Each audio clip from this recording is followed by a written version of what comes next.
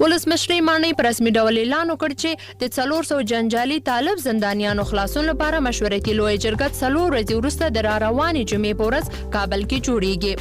د ولسمري ماڼۍ ویان صدیقي وایي د دې جرګې مشر لا نه دی ټاکل شوی او ممکن د دې جرګې تنظیمولو لپاره بیل کمیسیون جوړ شي.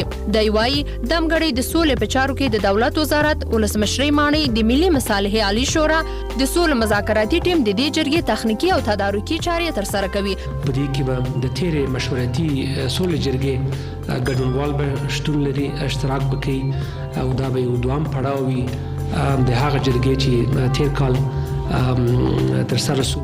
افغان ولسمشر محمد اشرف غني د لوی اختر په ورځ د دې جرګې د رابللو اعلان کړی و. نوموړي ویلي و د هغو شاوخوا 400 طالب زندانیانو چې درانه جرمونه ترسره کړي د آزادولو واک نه لري او باید مشورتي لوی جرګې د برخلیک پریکړه وکړي. ښاغلی صدیقي وایي د جرګې رابللو بل دلیل دا و چې مخکې امریکا دوی ته ویلي و چې 4600 زندانیان که خوشي کړي نو طالبان به بین الافغاني خبرې پیل کړي. بل دلیل دا و چې زموږ سره دا واضح تعهد شوی و چې تاسو 4600 خوشي کوئ، هغه نه وروسته به مذاکرات پیل شي او آتش بس به رامنځته راشي. نو دا زموږ سره تعهد شوی و د زموږ متحد امریکې له خوا نه. 3 ورځې مخکې رویټرز خبري اجانس هم د دروي جګپړو امریکایي چارواکو له قوله لیکلي و دا طالب بندیان چې افغان حکومت یې خوشي کولو ته چمتو نه دی کېدای شي په یو نوي ځای کې قربان شي او افغان حکومت او طالبان یې په ګډه څارنه وکړي.